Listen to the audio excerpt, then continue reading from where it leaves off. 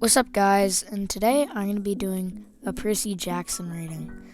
If you have not heard about Percy Jackson, I think you're living under a rock because this is one of the most famous kid book series of all time. And I thought it would be interesting to, try it because so many people like it.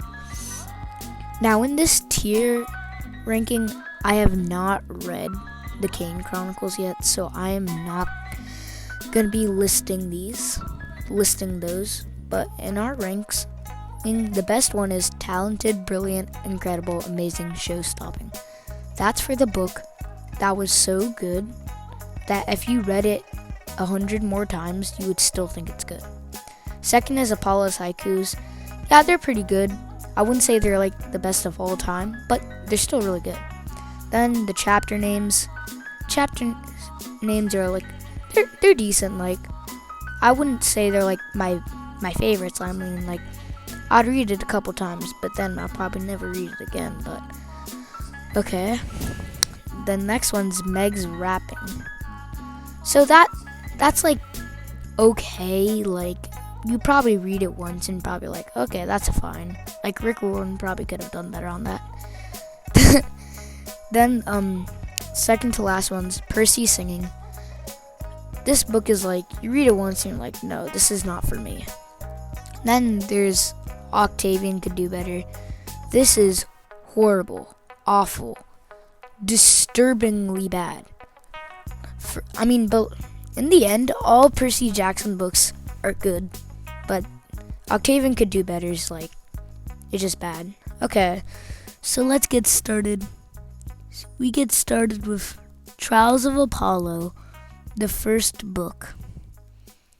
Now, I'm gonna put this at Meg's rapping because the Trials of Apollo series is just okay because it's just mediocre because Apollo's kind of just starts out like he thinks he's like better than everybody, and the first couple books are not very interesting. But when it gets to like the fourth and the fifth, I think that's where it gets really good. And next one we have Mark of Athena. I'm going to put this at Apollo's haiku. If you have not read Heroes of Olympus, this is probably, I would say, number 2 in the best. Because this book just shows like the difference between the Romans and the Greeks. And it just shows how Annabeth's powers are like how much more powerful Annabeth is than we all think, and I think it's just really good. Okay, next one, Trials of Apollo Book 5.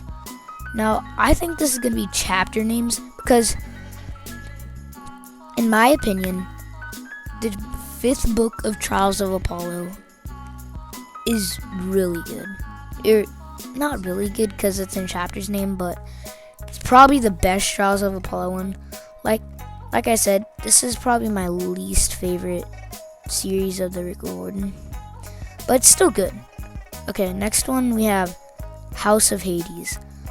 I think I'm gonna put this in the biggest tier because this book is so good because it shows the relationship between Percy and Annabeth and how they're such a good couple and how they can work together to get themselves out of the darkest spots even when it seems impossible, and it's just so good. Okay, the next one we have Percy Jackson, The Last Olympian. This is going in best. This book is so good because it just all out, like every page there's something important happening. It's not like one page of dialogue. So much things are happening in this book, which makes it so juicy and good. So yeah, that's definitely at the best. Like, I'm pretty sure a lot of people would agree with me on that. The next one we have Percy Jackson, Titan's Curse. I would probably put this at Apollo's haikus just because it's okay. Actually, I think I'm gonna put this at chapter names. It's just the beginning could have been better, the middle could have been better, the ending could have been better. Like, everything could have been better, but it's not bad. Okay, next one we have Blood of Olympus, Trials of Apollo. This is the last book. I'm putting this at Apollo's Haiku because this just showed like how well these Roman demigods and Greek demigods can work together, and how they can like morph together to be one tribe. And it's just really cool to experience and read. And I would probably say this or Mark of Athena is the best. No, I would probably say this is probably the second best book in Heroes of Olympus. Next one we have Son of Neptune. I'm gonna put this at Meg's wrapping. The Son of Neptune could have been better. I mean, I like how it introduces a lot of new characters in the Roman Camp Jupiter. But I think Percy is shown as a little more of a different person than he was.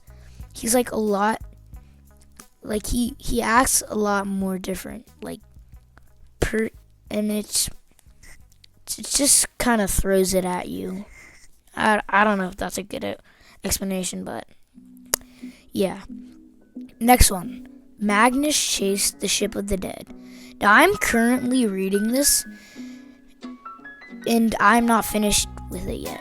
But I would put this right now, what I'm at Apollo's Haikus, because Magnus Chase is, I think, a really underrated series of Rick Riordan, and I think it should get more attention than Trials of Apollo, because Magnus Chase is just really good. The characters are good. You go through them on their quest. It's just you grow on them, and that's what makes Magnus Chase very good. Yeah, that's basically all I'm gonna say for it, because it's just really good. Okay, book 4 of Percy Jackson, The Labyrinth. What? That's not the full title, but The Labyrinth. That's what I like to call it. I'm gonna put this at Apollo's Haiku. I know I'm putting a lot at Apollo's Haiku, but these books are so good. Later, I'm gonna put other books at the lower ones, but Percy Jackson, like The Labyrinth. I'm sorry, but I kind of forgot the whole name. It's just really good because it's really interesting how it works. But like, okay, I'm actually gonna put this at chapter names because it isn't as good as Apollo's Haikus, but it's still really good, and it definitely deserves a spot in chapter names. Next one, Trials of Apollo, book 2, I believe. Okay. I'm gonna put this one. This is hard.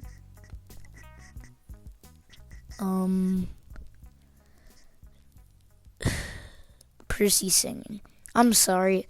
If you like Trials of Apollo, I'm not trying to offend you, but this book was just so plain. They kept just walking around and not much was happening.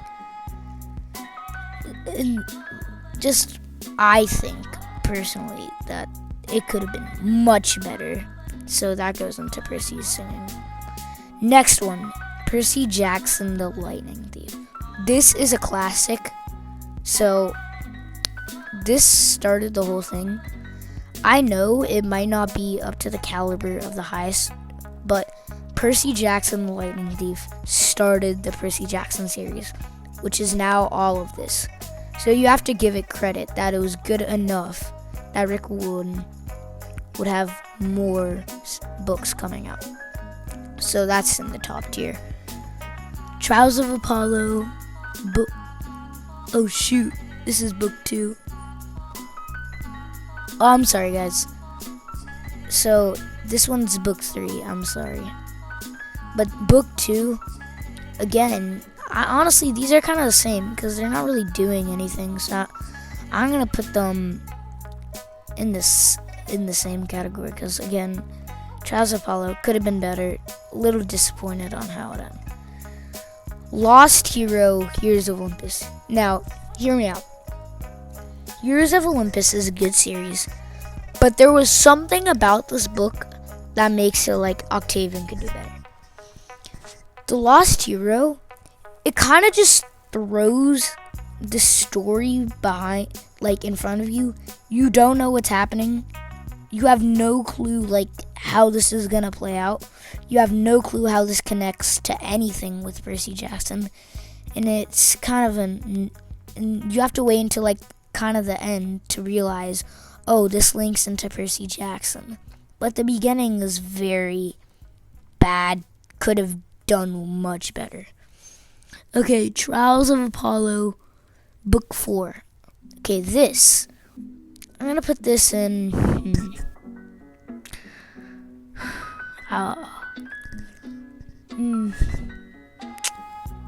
Meg's rapping, because it's just mediocre. Meg's rapping is the tier for mediocre things. Like I said, Rick Gordon could have done better on the whole Trials of Apollo series. It was kind of a disappointment to a lot of people. I don't know if it's just me personally, but I think it was kind of a letdown. Next one, we have Magnus Chase, the Hammer of Thor. I love the Magnus Chase series, so I'm putting this at... No, this is not. Okay, sorry guys. This is the Sword of Summer. Sorry. Actually, if this is Sword of Summer, go all the way up there. Magnus Chase, Sword of Summer, is so flippin' good. So, like I said, Magnus Chase is so underrated. Give it some attention. Trust me, you'll like it. Takes some getting used to, but you'll like it. That's all I'm going to say, because I think most of the people who are watching this have not read Magnus Chase. If you have, that's great, because it's so underrated. Penultimately, we have Magnus Chase, Hammer of Thor. Now this is kind of, I'm going to put this at Apollo's IQ. I know, you might be mad at me because I put all the Magnus Chase books so high. Actually, I think I'm going to put Hammer of Thor at chapter names. I don't know. Something about it. It's just like, you're like going so quick. You're not like, it's too quick for you. Because like, you're at one place then, and like 2 pages later, and you're in another place. And I don't know if it's just me, but I don't really like it like that. Like, it could have been better. Okay. Last but not least, Percy Jackson, Sea of Monsters. I'm gonna put this up. Meg's rapping. It's alright. Could have been way better. But there's just not much to say about it. If you've read Percy Jackson, I think you can agree with me on it. The characters that are introduced are kind of annoying. But the end is pretty good because it has 2 cliffhangers. I'm trying not to spoil it off for you guys, but yeah, Sea of Monsters is Sea of Monsters. Okay, guys, that is my Percy Jackson ranking. I hope you guys like this. Make sure to leave a like and subscribe, and I'll see you next time.